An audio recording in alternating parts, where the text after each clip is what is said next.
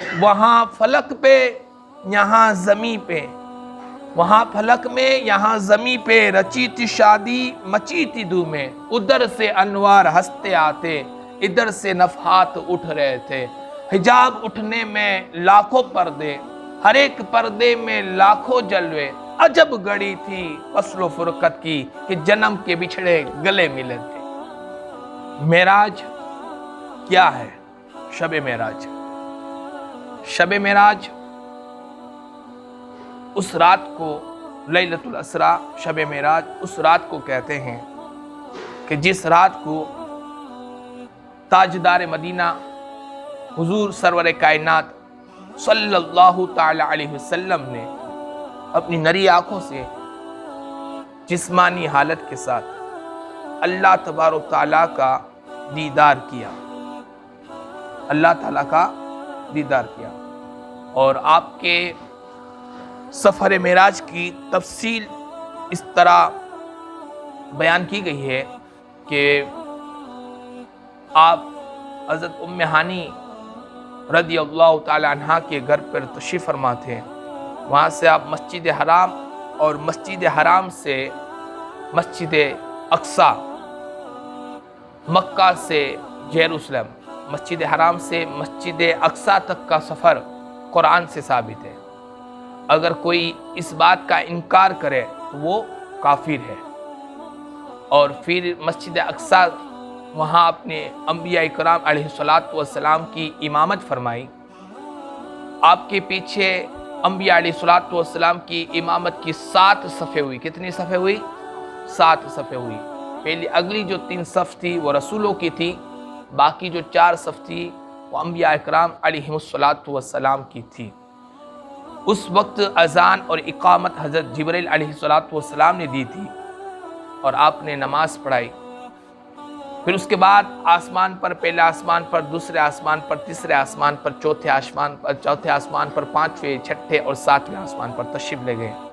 پہلے آسمان پر آپ نے حضرت آدم علیہ السلام سے ملاقات فرمائی، اور دوسرے آسمان پر حضرت عیسیٰ علیہ السلام، حضرت یحییٰ علیہ السلام سے، اور تیسرے آسمان پر حضرت یوسف علیہ السلام سے، اور چوتھے آسمان پر حضرت ادریس علیہ السلام سے، اور 5ویں آسمان پر آپ نے حضرت ہارون علیہ السلام سے ملاقات کی، اور 6ٹھے آسمان پر آپ نے حضرت موسیٰ علیہ السلام سے ملاقات کی، اور 7ویں آسمان پر آپ نے حضرت ابراہیم علیہ السلام سے ملاقات کی۔ پھر اس کے بعد عرش، سدرۃ المنتہا، پھر لامقام اب تشریف لگے۔ تو جو مسجد حرام سے مسجد اقصی تک کا جو سفر ہے وہ قرآن سے ثابت ہے، اگر کوئی اس کا انکار کرتا ہے وہ تو کافر ہے۔ پھر پہلے آسمان سے لے کر سدرۃ المنتہا کا جو سفر ہے وہ حدیث متواترہ، مشہور حدیث سے ثابت ہے، اگر اس کا کوئی انکار کرتا ہے تو گمراہ ہے۔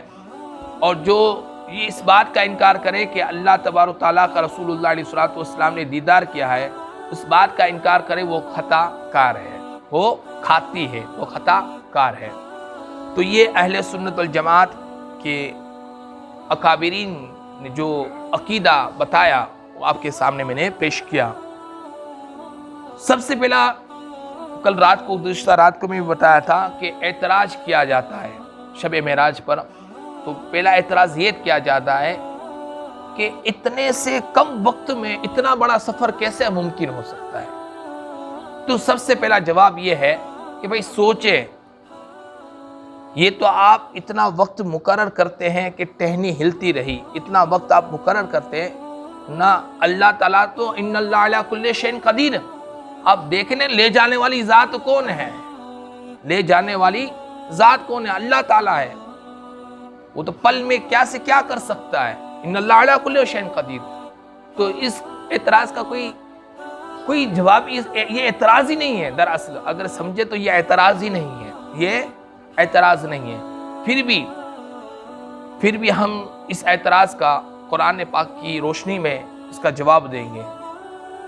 دیکھیں، حضرت سلیمان علیہ السلام، حضرت سلیمان علیہ السلام کی خدمت میں حضرت بلقیس علیہ السلام آ رہی تھی، تو سلیمان علیہ السلام نے یہ محفل بنائی تھی۔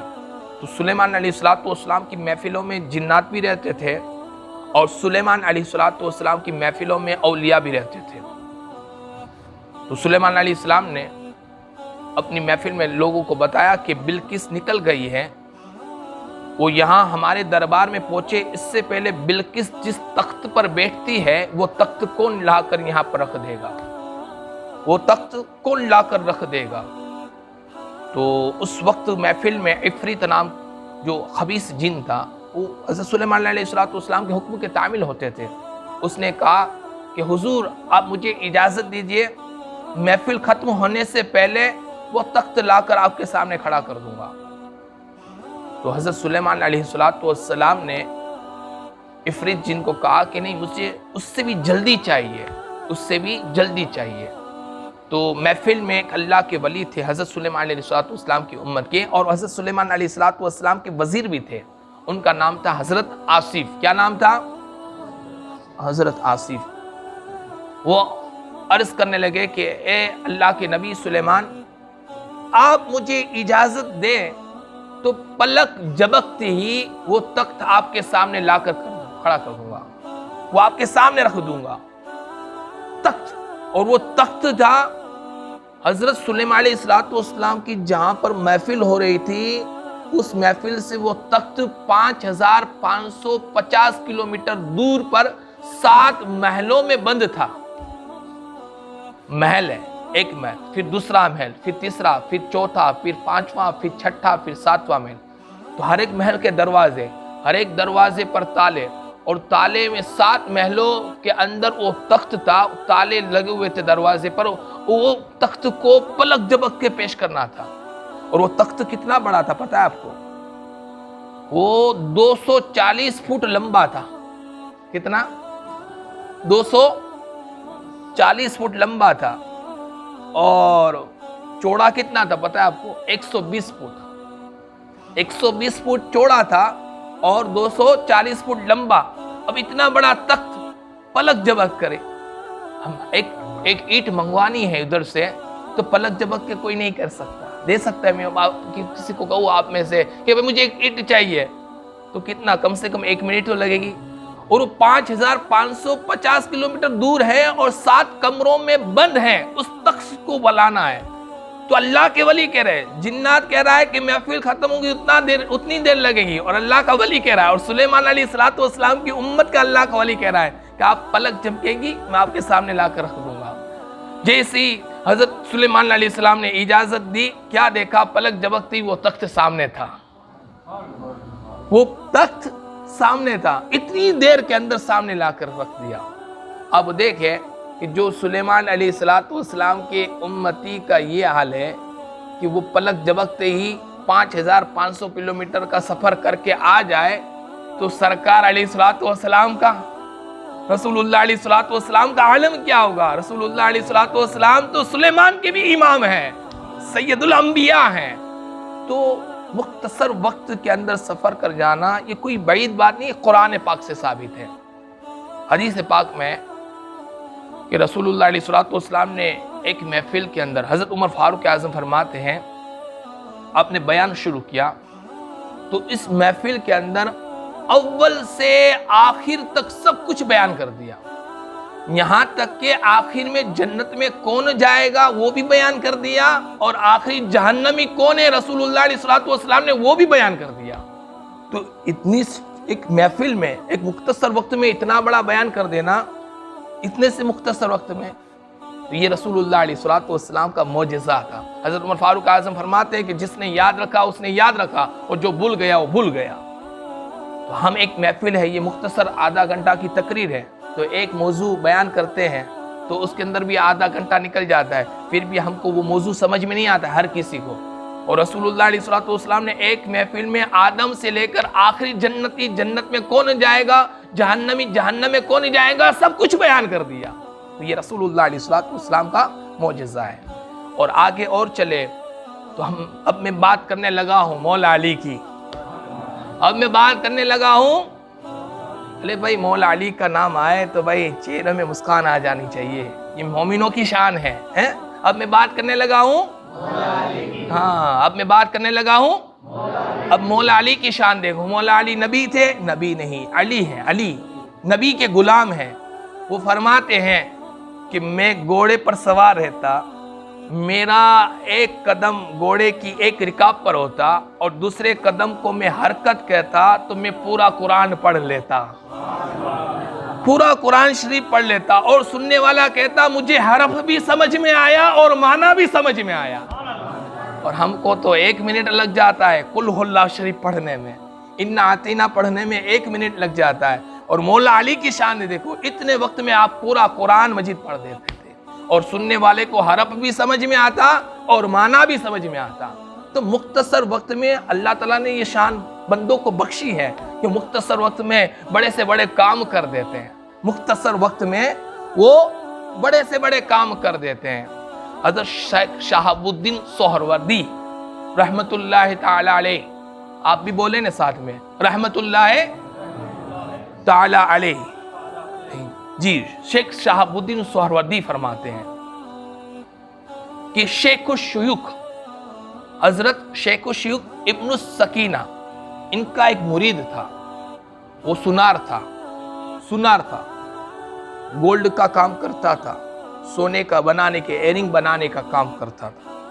اس کا کام یہ تھا کہ ہر جمعہ کو خانقاہ میں تشریف لے جاتا، اور خانقاہ میں جاتا، مصلی اٹھاتا، جامع مسجد میں بچھاتا بڑے بڑے مشائخ کے لیے، ہر جمعہ کو اس کی یہ ڈیوٹی تھی۔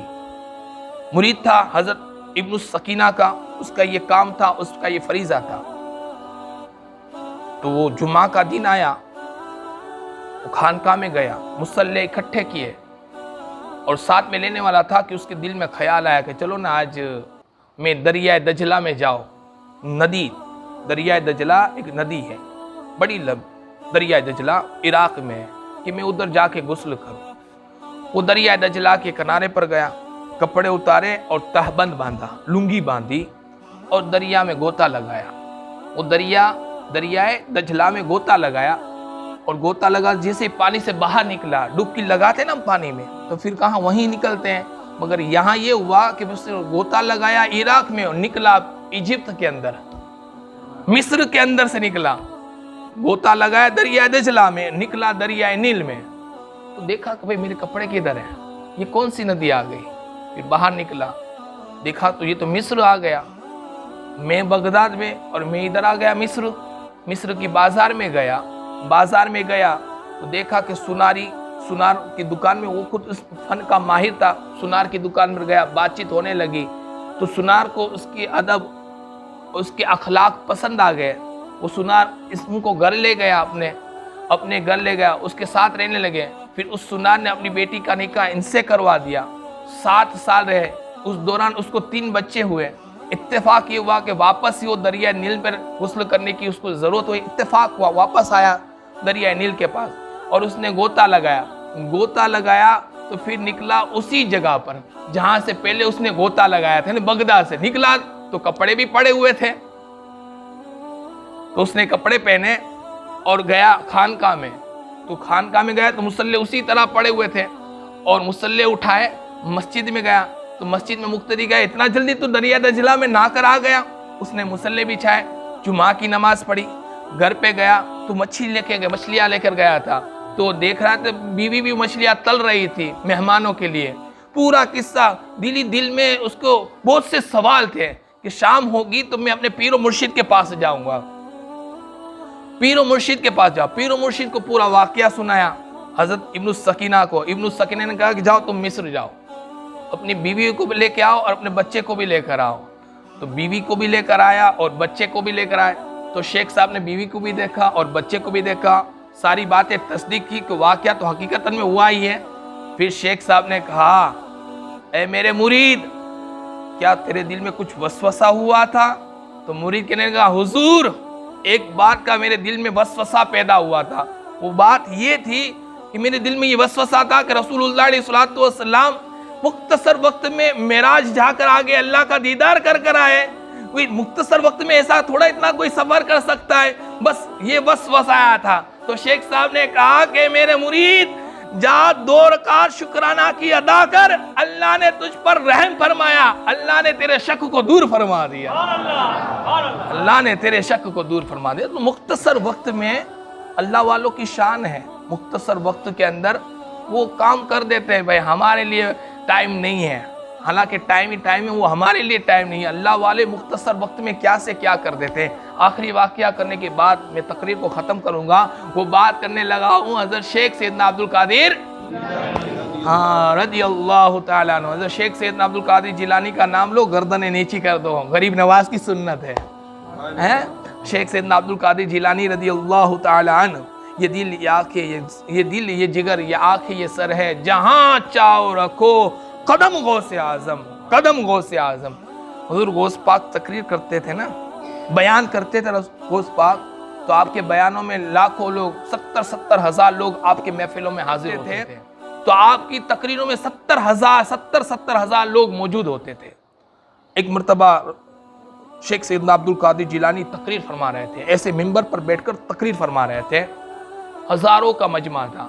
بیچ والے انسان کو ضرورت پیش آئی، حاجت پیش آئی، اور حاجت ایسی پیش آئی کہ وہ برداشت کے باہر تھا۔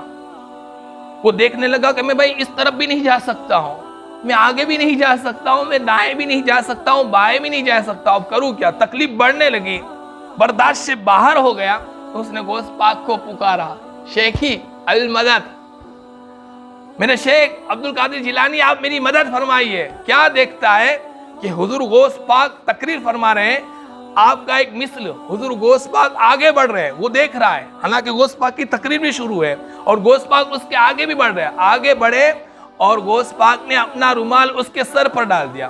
جیسے اس کے سر پر ڈال دیا، وہ اپنے آپ کو 500 کلومیٹر دور میں ایک جنگل میں پایا، جنگل میں آ گیا تھا۔ پاس میں ایک ندی تھی، اس میں پانی جاری تھا، درخت لگے ہوئے تھے، وہ ندی کے پاس گیا، درخت کے پاس گیا، اپنی حاجت سے فارغ ہوا، اس نے وضو کیا۔ کیا کیا؟ وضو کیا۔ وضو کرنے کے بعد اس نے 2 رکعت نفل نماز پڑھی، سلام جیسے ہی پھیرا، حضور غوث پاک نے رومال ہٹا لیا۔ دیکھتا ہے کہ حضور غوث پاک تو تقریر کر رہے ہیں اور وہ محفل میں ہے، حضور غوث پاک تقریر فرما رہے ہیں اور وہ محفل میں ہے۔ دیکھا کہ بھئی یہ تو واقعہ تو بڑا ہو گیا۔ پھر چند دنوں کے بعد وہ سفر کے لیے نکلا۔ 14 دن کے سفر پر جب وہ پہنچا تو دیکھا کہ بھئی یہ تو وہی جنگل ہے جہاں غوث پاک نے مجھے پہنچایا تھا، ہاں یہ تو وہی ندی ہے۔ مگر جب وہ پہلی مرتبہ غوث پاک نے محفل میں تھا اور غوث پاک نے پہنچایا تھا تو وہ یوں تھا کہ جب وہ کپڑے اتار رہا تھا تو چابی کا گچھا اس کے ساتھ تھا، اس نے وہ درخت پر لٹکا دیا تھا۔ اب جب وہ سفر کے لیے نکلا تھا تو دیکھا بھئی ندی تو وہی ہے، جنگل بھی وہی ہے، درخت بھی وہی ہے۔ جیسے درخت کے پاس گیا تو اس کو یاد آیا کہ میں نے یہاں پر چابیوں کا جھوڑا بھی لٹکایا تھا۔ دیکھا تو چابیوں کا جھوڑا لٹک رہا تھا۔ اس نے چابیوں کا جھوڑا اٹھایا، حضور غوث پاک کے دربار میں آیا۔ سفر جب ختم ہو گیا، حضور غوث پاک کے دربار میں آ کر محفل میں بیٹھ گیا تو غوث پاک نے اس کو بلایا، قریب میں بلایا، آ ادھر۔ وہ قریب میں آیا، کہا کہ تیرا کان آگے کر، کان آگے کیا اور کہا کہ راز کو راضی رکھنا، راز کو راضی رکھنا۔ تو مختصر وقت کے اندر اللہ کے ولیوں نے بڑے بڑے کام کر دیے۔ آخری واقعہ 5 منٹ ہے اپنے پاس، آخری واقعہ آپ کے سامنے عرض کرتا چلوں، معراج کے بعد کا واقعہ۔ جب رسول اللہ علیہ السلام معراج سے تشریف لائے اس کے بعد کا واقعہ کر رہا ہوں۔ جامع المعجزات میں یہ واقعہ مذکور ہے۔ ایک دن حضرت جبرائیل علیہ السلام رسول اللہ علیہ السلام کی بارگاہ میں حاضر ہوئے، عرض کیا یا رسول اللہ صلی اللہ تعالی علیہ وسلم، ارے بھائی ہم تو جم جائیں گے، سرکار کا نام لیں تو رسول اللہ علیہ السلام پر درود پڑھ ہی لیں، سرکار کا نام لیں تو رسول اللہ پر درود پڑھ ہی لیں، کیونکہ ہم ایک درود پڑھتے ہیں 10 رحمتیں نازل ہوتی ہیں، 10 درجے بلند ہوتے ہیں اور 10 گناہ معاف ہوتے ہیں۔ یا رسول اللہ صلی اللہ تعالی علیہ وسلم، حضرت جبرائیل علیہ السلام آئے ایک دن حضور علیہ السلام کی بارگاہ میں، عرض کیا یا رسول اللہ صلی اللہ تعالی علیہ وسلم، آج میں آپ کو ایک عجیب بات عرض کرنے کے لیے حاضر ہوا ہوں، عجیب بات عرض کرنے کے لیے حاضر ہوا ہوں۔ رسول اللہ علیہ السلام نے فرمایا کہ جبرائیل کیا ہے؟ کون سی بات ہے؟ کہیں آپ. کہا کہ یا رسول اللہ صلی اللہ تعالیٰ علیہ وسلم، آپ کے معراج شریف جانے سے پہلے میں آسمانوں سے گزر رہا تھا تو میں نے ایک فرشتے کو دیکھا جو نورانی تخت پر بیٹھا تھا، اللہ کا ذکر کر رہا تھا. اللہ نے اس کو یہ مقام دیے تھے کہ اس کے ارد گرد 70,000 فرشتے تھے. کتنے؟ 70,000. 70 یعنی 70,000 فرشتے اس کے ارد گرد میں تھے، سب اللہ کا ذکر کر رہے تھے. مگر واقعہ یوں ہوا کہ آپ کی معراج شریف جانے کے بعد میں کوہ کاف سے گزر رہا تھا. کوہ کاف رشیا کے اندر ہے، چیچنیا کے پاس آ رہا ہے، پہاڑ ہے. میں وہاں سے گزر رہا تھا تو ایک آواز سنائی دے رہی تھی، رونے کی آواز سنائی دے رہی تھی، کوئی رو رہا ہو ایسی آواز. تو میں نے وہاں جا کر دیکھا تو کیا دیکھتا ہوں کہ وہی فرشتہ ہے، رو رہا تھا. ایک وقت تھا کہ وہ نورانی تخت پر بیٹھ کر اللہ کا ذکر کر رہا تھا، وہ 70,000 فرشتوں کا امام تھا. اور آج یہ حالت ہو گئی کہ رو رہا ہے، زار و قطار رو رہا تھا، چیخیں مار رہا تھا. تو میں نے اس کو جا کر کہا کہ بھئی تیرا تو یہ مقام تھا، کیا وجہ، یہ انقلاب کی وجہ کیا ہے، یہ حالت کیسے ہو گئی؟ تو اس نے کہا کہ جبرائیل وجہ یہ تھی کہ جب میں 70,000 فرشتوں کے ساتھ اللہ کے ذکر میں مہو تھا، اللہ کا ذکر کر رہا تھا، تو رسول اللہ علیہ السلام کی سواری ہمارے آگے سے نکلی تو میں تعظیماً ادباً کھڑا نہیں ہوا تو اللہ اس بات سے جلال میں آ گیا اور کہا اے فرشتے نکل جاؤ، جو میرے احمد سے دور وہ مجھ سے دور. وہ عبادت ہی نہیں جس میں نہ ہو حب رسول. جملہ ثابت ہوا کہ جملہ فرائض فروع ہیں، اصل الاصول بندگی اس تاجور کی ہے. بس یہی وجہ ہوئی کہ میں رسول اللہ علیہ السلام کی تعظیم کے لیے کھڑا نہ ہوا. اللہ نے یہ حالت ہو گئی کہ میں آج اللہ نے مجھے اپنی بارگاہ سے نکال دیا اور میں رو رہا ہوں، معافیاں مانگ رہا ہوں، اللہ مجھے معاف کر دیں، اللہ مجھے معاف کر دیں. اے جبرائیل اب آپ ہی دعا کر دیجئے کہ اللہ مجھے معاف کر دیں. تو حضرت جبرائیل علیہ السلام عرض کرنے لگے یا رسول اللہ صلی اللہ تعالیٰ علیہ وسلم، مجھے اس حالت پر رحم آ گیا. تو میں نے اللہ تبارک و تعالیٰ کی بارگاہ میں دعا کی، مولا تیرے اس فرشتے کو معاف کر دیں. تو اللہ نے کہا جبرائیل میں نے تیری دعا قبول کر